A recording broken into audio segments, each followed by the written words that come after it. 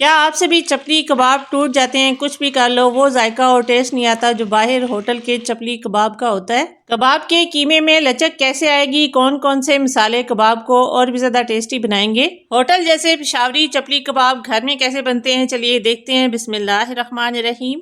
अस्सलाम वालेकुम, मैं हूँ इरम कुकिंग बाइट्स में आपको वेलकम करती हूँ। पेशावरी चपली कबाब बनाने के लिए सबसे पहले लेंगे 1 kg बीफ कीमा। 1 टेबल स्पून नमक डालने के बाद कीमे को मसलेंगे। कीमे को 3 से 4 मिनट तक मसलेंगे। इतना मसलेंगे कि कीमा के अंदर थोड़ी सी लचक पैदा हो जाए। कीमा बनवाने से पहले गोश्त को आपने अच्छी तरह से धुलवा कर फिर कीमा बनवाना है। कीमा बनवाने के बाद फिर आपने गोश्त को नहीं धोना।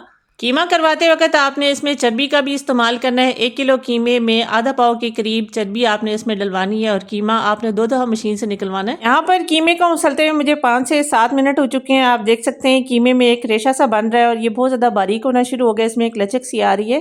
कबाब में बाइंडिंग के लिए कबाब के होटल जैसे जायके के लिए इसमें शामिल करेंगे 1/4 कप के बराबर मकई का आटा। मकई का आटा डालने के बाद भी कीमे को मजीद मसलेंगे। इतना मसलेंगे कि कीमे में एक बाइंडिंग सी आनी शुरू हो जाए। मकई का आटा डालने से पहले आपने 5 मिनट इसको मसलना है। मकई का आटा डालने के बाद भी मजीद 5 मिनट के लिए मसलेंगे, जिससे कीमा बहुत ज़्यादा बारीक हो जाएगा। अब कीमे की कंडीशन देखें, ये पहले से भी ज़्यादा बारीक हो चुका है। इसी तरह का कीमा हमें कबाब बनाने के लिए चाहिए। कबाब का कीमा रेडी करने के बाद चपली कबाब का स्पेशल मसाला बनाने के लिए सबसे पहले मिक्सी जार में डालेंगे 2 टेबल स्पून साबुत सूखा धनिया, 1 टेबल स्पून साबुत सफ़ेद जीरा, 1/2 टेबल स्पून साबुत काली मिर्चें, 1/2 टेबल स्पून अजवाइन डालने के बाद 1/2 टेबल स्पून इसमें अनारदाना शामिल करके सब चीज़ों को अच्छी तरह से ग्राइंड करेंगे। मसाले को आपने बहुत ज़्यादा बारीक नहीं करना, हल्का सा दरदरा सा मसाले को पीसेंगे। मसाला पीस कर कीमे में शामिल करेंगे। 1 kg कीमे के हिसाब से ये मसाला इनफ होगा। सारा मसाला आपने इसमें डालना है। कबाब का मसाला शामिल करने के बाद 1 टीस्पून इसमें डालेंगे कुटी हुई लाल मिर्चें। 1/2 टीस्पून मिक्स मसाला पाउडर डालने के बाद इसमें शामिल करेंगे 1 टीस्पून भुना कुटा सफेद जीरा। 2 बड़े साइज की प्याज की रफली कटिंग करने के बाद चॉपर में इनको बारीक चॉप करेंगे। अगर आपके पास चॉपर नहीं है तो आप ग्रेडर से इनको ग्रेड भी कर सकते हैं। बारीक आपने इनको ग्रेड करना है। प्याज को इस तरह का बारीक चॉप करने के बाद हाथ से या भी किसी भी साफ कपड़े में डालकर पानी आपने इसका ड्रेन करना। अच्छी तरह से प्याज का पानी निचोड़ेंगे। ऐसे हाथ से प्याज का पानी अच्छी तरह से नहीं निकला, इसलिए मैंने कपड़े पर डालकर इसको अच्छी तरह से ड्रेन कर लिया। कपड़े से ये बहुत जल्दी ड्राई हो जाता है।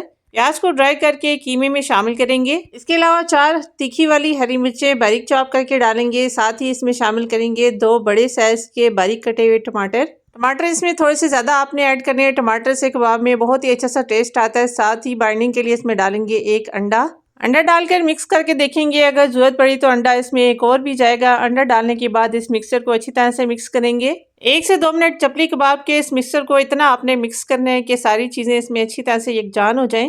कबाब के मिक्सचर को मिक्स करने के बाद मैंने इसको एक बाउल में ट्रांसफ़र कर लिया है। कम से कम 2 घंटे और ज़्यादा से ज़्यादा 5 घंटे के लिए आपने इसको फ्रिज में रखना है। चाहें तो ओवरनाइट के लिए भी कबाब के इस मिक्सचर को आप फ्रिज में रखकर मैरिनेट कर सकते हैं। जितना ज़्यादा मैरिनेट होगा उतने ज़्यादा टेस्टी कबाब बनेंगे इंशाल्लाह ताला। चपली कबाब की शेप बनाने के लिए पहले ठंडा पानी लेकर हाथों को गीला करेंगे ताकि कबाब का मिक्सचर हाथों पर ना लगे। जितना बड़ा कबाब आपने बनाना है उतना पोर्शन लेकर हाथ पर इस तरह से गोल गोल घुमाते हुए पहले इसकी बॉल बनाएंगे।